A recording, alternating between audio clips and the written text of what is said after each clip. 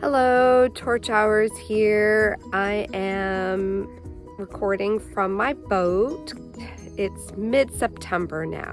This is my third time trying to do this episode, so crossing my fingers it works this time. I hope you've had a great summer. It's not quite over. We've got one more week, and I would love to hear what you all got up to for the summer. What was your highlight?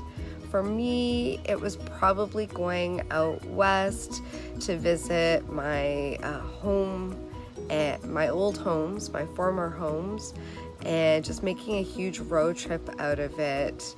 We flew into Calgary, rented a car, and took the Crow's Nest to Ainsworth Hot Springs. That was about 24 hours of travel because of the time difference, but fantastic. And I also got to check off Head Smashed In Buffalo Jump in South Alberta, which has been on my wish list for a number of years. Very, very interesting place. I highly recommend it.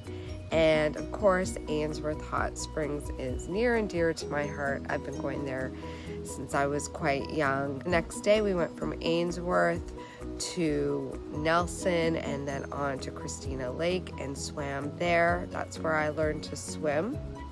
And then over to Grand Forks and checked out my old former house and my old swimming hole there, which was really nice actually. And then on we went to Oliver, where I grew up as well, and stayed with one of my best childhood friends and her fiance. I saw a lot of people that I went to school with, and there was live music. It was a ton of fun. And then we carried on to Vernon and stayed there for a couple of days, and we hiked and we took in the scenery and really just relaxed.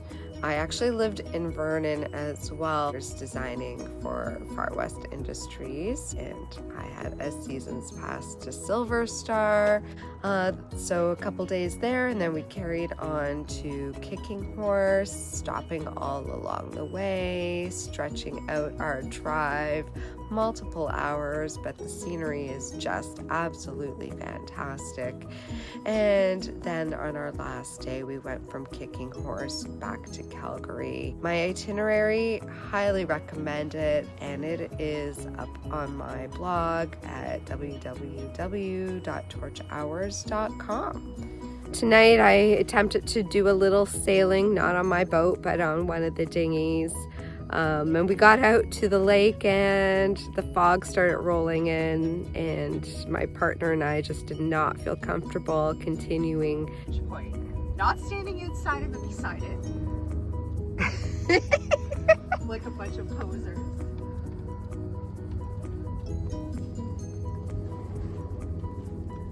That kayak guy would have beat us all day long. Oh, yeah.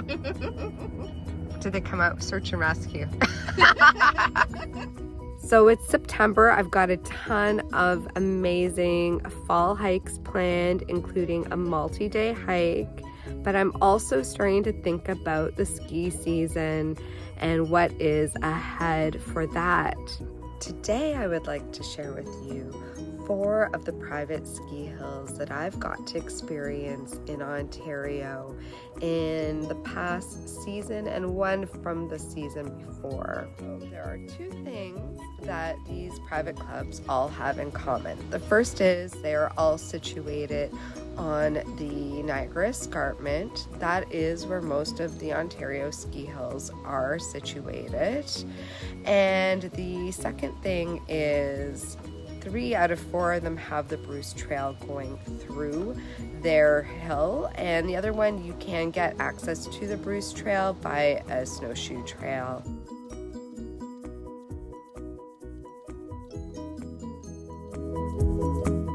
Devil's Glen is known for having the most challenging runs in Ontario.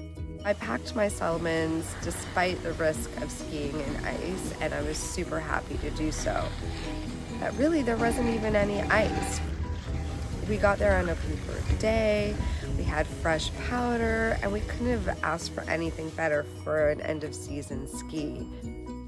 One of the Hills members mentioned to me that Devil's Glen has its own weather system. As the day went on, I began to understand what they meant.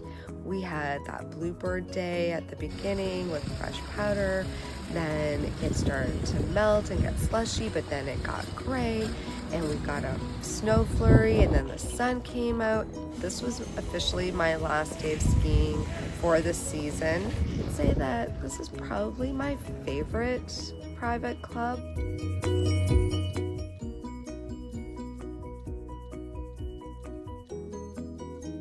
On Family Day this year of 2024, we got to go to Beaver Valley. This is such a great hill. I've had colleagues and friends go here and tell me about it. I really wanted to check it out. And of course, I hiked on the Bruce Trail and I hiked through Beaver Valley. I knew it would be a little bit icy, so I brought my Armadas because I want to protect my Solomons. So hit or miss, the Armadas just did not perform, but I did protect the Solomons, so I don't know. Beaver Valley is known for, I would say, 3 things. So one is a bowl that has a chairlift that you have to take in both directions. So one to get into the bowl and one to get out of the bowl. And of course I went all mountain. I tried every single run. The bowl was great. When you return to more of the main area by the chairlift, there's an option to take a pretty steep run down to another chairlift. And that chairlift actually takes you to Ontario's steepest run. And it is pretty steep. You definitely need to be in control to do that run. So I did it once, but because the Armadas were not giving me the edge that I wanted, I cut my losses and carried on to explore the rest of the hill. Quite possibly my favorite run was the ski cross at the very far end. The ski cross is a true ski cross. It is used for competition. Great rollers. I have a video on it. Unfortunately, it's very pixelated. I can't find the original one where I didn't speed it up, but you'll get the kind of gist of everything. Another really fun area of Beaver Valley was the terrain park. I like to play a little bit in terrain parks, but I'm not a big trickster by any means. But I really loved this one because they had really good beginner boxes and slightly intermediate boxes as well, and some slides so that you could kind of get the feel for it in relative safety.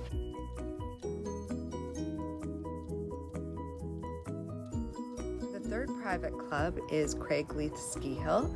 It is situated just north of Blue Mountain Resort. If you are familiar with Blue Mountain Ski Resort, the runs are very comparable, only it's a smaller hill and less busy because it's a private club. Like all the other hills, I went all mountain.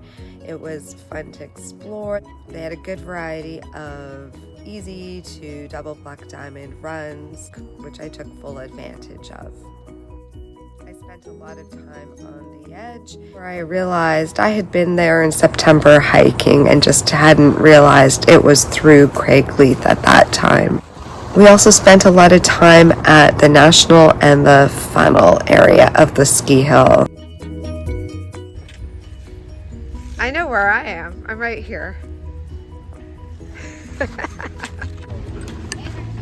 Sadly, it began to rain in the last half of that day, so we had to cut it short.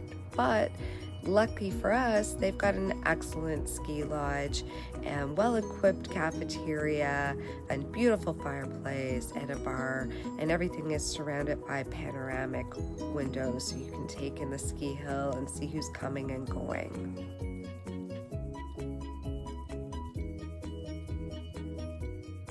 Last but not least is Osler Bluff Ski Club.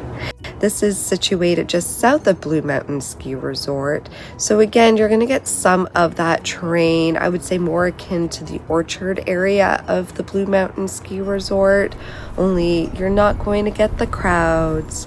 And I kind of felt somehow the snow was a little better. also found an untouched powder run while I was there that no one had touched. I got first tracks, so I'm a little bit partial. This might be my second favorite private club. They've got a gorgeous brand new main lodge. It is several stories. It felt like walking into a nice hotel. The upper dining area is just first class and very much my style.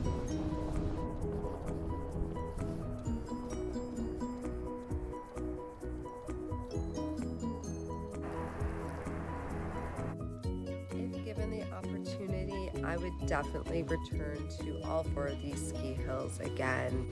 However, I am looking forward to trying some new private clubs this season.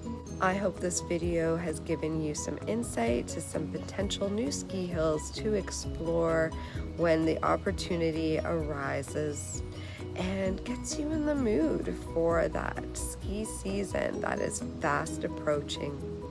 Until later, see you on the trails or the ski runs.